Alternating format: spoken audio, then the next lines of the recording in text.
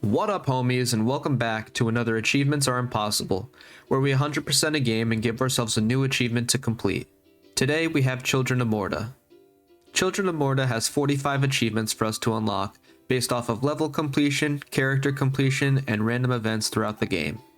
We start our journey off with some background context in the tutorial for the game. We are a part of the Bergson family, which is a family full of fighters with different styles and techniques. As we learn about ourselves and our family, we fight off enemies and end up at our house. After arriving, we get our first achievement. It has begun. Eventually, we get to the basement where we use the level select. This game is a roguelike, which is important to know. Traditionally, with story adventure games, all the levels are different, but if you replay a level, it will be the same. In this game, even if you replay the same story level, almost everything about it will be different, because there are different factors that generate the room. The number of rooms will be random, the events you get will be random, how many chests and treasures there are, how much money you'll get, how many enemies there are, stuff like that will all be random. The only thing that stays the same is the boss.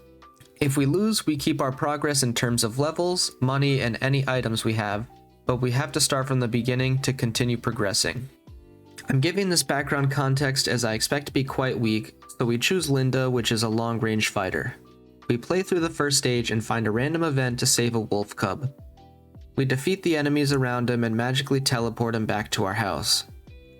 On this run, we level up a few times, getting us some skill points. After our 4th level, we unlock a family trait. Family traits are abilities that every family member will inherit, once unlocked by the respective member.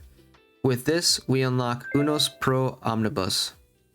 We make it all the way to the boss, but unfortunately we get whomped pretty quickly. Luckily, there's a giant magical crystal in our basement that revives us.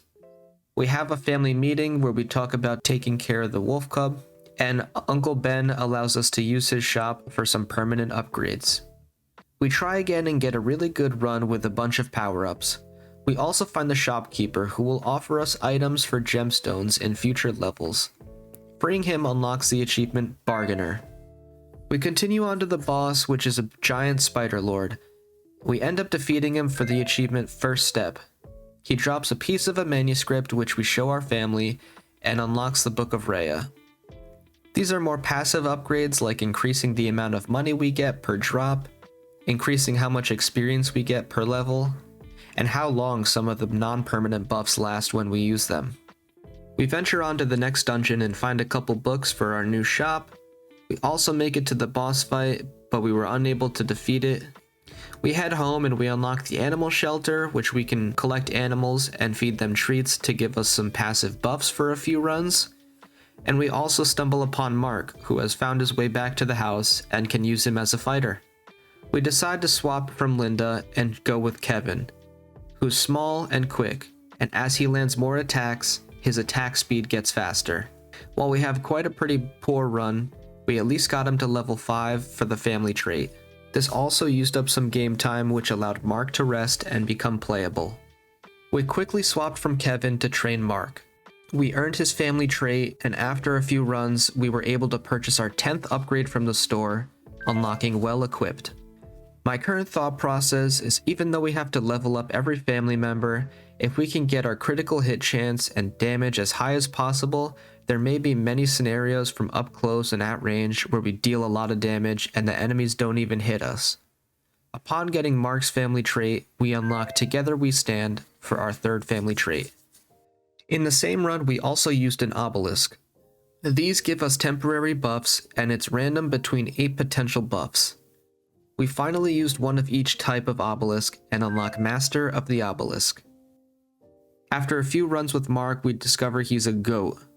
We make it all the way to the boss and defeated the twin wolves, which gives us a manuscript. We returned home as well and restored the wolf cub back to health, unlocking a new member. We are then directed to gather some wood and nails to build it a house, which I find contradicting considering I thought we were rescuing it to go into the animal shelter. We find Mark to become fatigued after the win, which is a new game mechanic they introduced so you don't continuously use the same person. If you were to use a character that's fatigued, they do have a drastic loss in maximum health, and they can lose very quickly in their run. We swap to our last family member we have currently, named John, who has a sword. While we don't have anything eventful happen on our first attempt, we meet Lucy on her second run, as Grandma had been training her in the background and she's finally ready to fight. She helps us along the first floor of the dungeon, and does she seem awesome. She's quick, has a bow that shoots flaming arrows, and fires quickly. We say goodbye to her as we continue on, but I'm excited to use her soon. Our first run with Lucy didn't go as planned, as we didn't even make it past the first floor. I still have hope for her, but it might not be the right time to use her. We swap back to Linda, and almost immediately we earn Ferocity Denied as we defeat our 50th ferocious monster. While playing our second run with Linda, the exact opposite happened. We got so lucky that it got to a point I felt the game wanted us to win. The amount of health potions dropped for us had never been this gracious. We also had a charm that allowed us to turn all of our health points into a shield. This combined with the potions gave us about 300 shield total and full health. We didn't take any health damage on any floors. We found the wooden nails for the Wolf Club's house, and we finally made it to the boss. We also defeated the boss with ease, earning first spirit. Upon releasing Anai Dai from her spot, she reveals to the family that there are multiple spirits like her, and they worship a mountain god, which is the source of the corruption. As the family still had plenty of questions, they believe the next best step is to find the other spirits for more information. At the house, we purchase our 5th upgrade from the Book of Rhea and unlock Ancient Knowledge. We try to continue on with the story, but we failed the new area a few times. We were able to at least level up the family members a bit as we rotate through them. After a few attempts, a lost Bergson son named Joey appears to help join the fight. This is our 6th playable character, unlocking Family Reunion. I was a bit confused here as the achievement description says unlock all playable characters, yet there's still a figure looking like they want to be unlocked.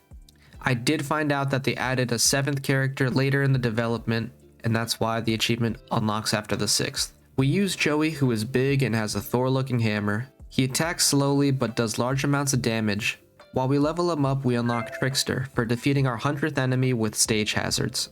At this point in the game, I'm grinding gold and family levels for their traits, as it's clear to me I'm not strong enough to beat this area yet. During this grind, we unlock Unstoppable Family for taking out 5,000 enemies. We come across a random event to save another person. We discover they're the Rune Mender, and upon saving them, we unlock the Rune Mender achievement. We also managed to pick up a rune in every slot during one run, which unlocked Geared Up. Then we went back into the cave dungeons so we can get more gold from the boss. Along the way, we completed our 5th random event in-game, unlocking Adventurer. After getting almost everyone over level 10, we managed to beat the first dungeon with Mark. We gained a manuscript, but when we returned home, the darkness followed and stole Mary, which was the pregnant mother of the family. This opened up a new area to explore called the Forest. We head in immediately after her. We run from a giant corruption monster, taking out smaller enemies as we run. Eventually, we find Mary and are forced to fight the corruption monster. After a few tries, we take him down and start to free Mary. Grandma Margaret comes down and uses her powers to help free Mary, but in the process sacrifices herself. This earns us the Mother Mary achievement. The family starts to grieve, and 2 family members find a letter the grandmother wrote to them. The grandmother believes she has received signs that the only way to stop the corruption is to sacrifice the newborn child to U, the mountain god. These 2 do not want to believe this and vow to keep this knowledge a secret from the rest of the family. At this point, I'm still grinding out character levels and gold for some achievements and to speed up the later levels. But after our first run, we return home and meet a new character to play as. Her name is Apan, and she goes on the rotation to level up and fight. We had a really great run as our grind came to a halt and we earned 3 achievements. First being Most Curious for solving our 20th puzzle. The main achievement we were focused on, Richie Rich, for having 20,000 gold at one time. And lastly, when we returned home, we met the Stargazer, unlocking Stargazer. We run through the dungeon with our girl Linda, as I was confident we would be able to beat the boss with her if we solely hunted for the relics and charms and headed straight to the boss. As I predicted, we took him out with a bit of resistance, eventually earning us Sand Survivor. We freed the spirit and it returned home with us, giving us some more information on the legend of Oo. We upgrade our gear for the 25th time, unlocking Gear Mastery. Even though we freed the spirit, we still had to go back and retrieve the magical seeds to cure Mother Mary of the corruption inside her. We make it through with ease and defeat the tree boss, giving us Birth of Hope. We return home to find that the baby is being born, and Oo summons a dark altar at our doorstep for the sacrifice. John takes the child from Mary and heads to the door. At his last step, he decided that the grandmother's sacrifice was good enough, and they would find another way to break the cycle and let the baby live. We head into the third portal and there are only 2 dungeon areas. We beat the first one with ease, and honestly nothing eventful happened. We didn't even get an achievement for the boss. We try the final area a couple times and end up finding and freeing the Black Marketer. Upon him leaving, we unlock Gambler. In the same run, we also hit level 20 on Kevin, unlocking his final family trait, and the achievement, Cream of the Crop. We got all the way to the boss, but since we were unfamiliar, we did not beat it on the first try. At least we gained a ton of gold and continued upgrading our gear and our book. After our 15th book upgrade, we unlock Ancient Mastery. We started farming the dungeon we just beat to get other characters up to the same level and attempt to collect all the family traits. Along the way, we managed to use 5 charms in one run, unlocking Charming Bergson. During this session, we also took some side steps to get a few specific achievements. We start off by going back to one of the beginning levels and beating a boss with Joey. This unlocks It Runs in the Family for beating a boss with each family member.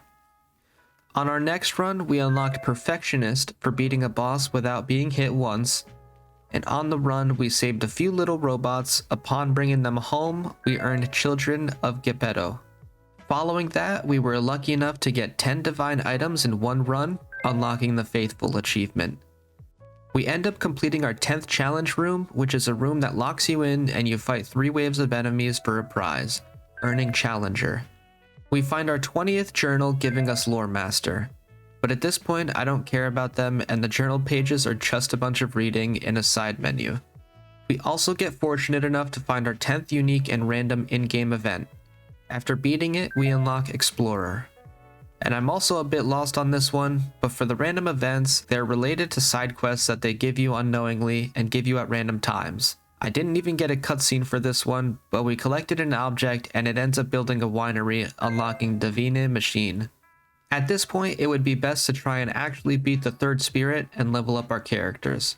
As we only have a couple family members left to hit level 20, we take out our 250th ferocious enemy, unlocking Ferocity Shutdown. We make it to the boss, and I wasn't expecting this at all. Not only did we defeat the spirit, but we didn't get hit once. Anyways, we take the 3rd and final spirit back to our basement and earn Too Hot to Stay. Upon arriving, the spirit reveals the source of the mountain god's corruption. Oo, the mountain god, used to have a wife, but when she gave birth to their child, Oo felt the wife loved the child more. This caused jealousy to take over and got angry with his wife. She then dipped out of there, not taking any kind of ridiculousness from him.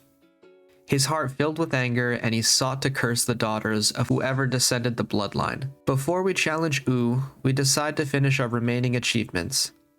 Originally, we were searching for souvenirs, which are random collectibles that seemingly serve no purpose besides making your house look filled up. We managed to find our 10th secret instead.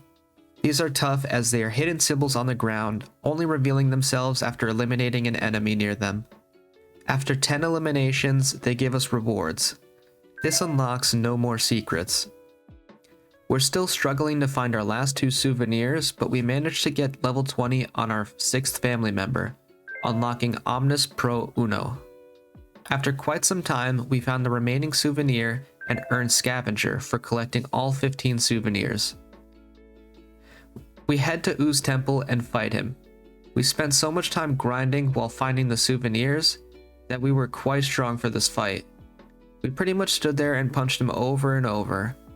Just when we were getting close to winning, U sends us into the darkness, and with each spirit guiding us through, we have to save our family members one by one. After this, we use the power of family to get back to the temple and take down U. And by that, I mean I stood there and laughed because all the other family members obliterated U. We also earned Guardians of Morta. After this, we end up having enough gold to upgrade from our shop for the 75th time. This earns us Armed to the Teeth. Now we're left with 2 achievements which are both related to co-op. My buddy helps me out by letting me revive him 5 times for I Won't Let You. And then we finish a dungeon, earning Stronger Together. You might be wondering how I can make this game more difficult, and honestly I'm not sure I can at this time. But for my personal achievement, I was quite underwhelmed with the final boss fight. While I didn't find a way to replay the boss fight once I beat him, excluding from starting the game over from scratch, I decided I would attempt the next best thing. My goal is to free the 3rd spirit on hard difficulty and not pick up any items that would buff me on our run. Surely this would prove to be a challenge for me. And to my surprise, it still felt quite easy. We picked up an item right at the beginning that the little robot gave us, but all it did was make the ferocious enemies spawn less. We run through the floors looking for the exit. We take shelter in the event rooms, but didn't complete them. Finally, we make it to the boss and start.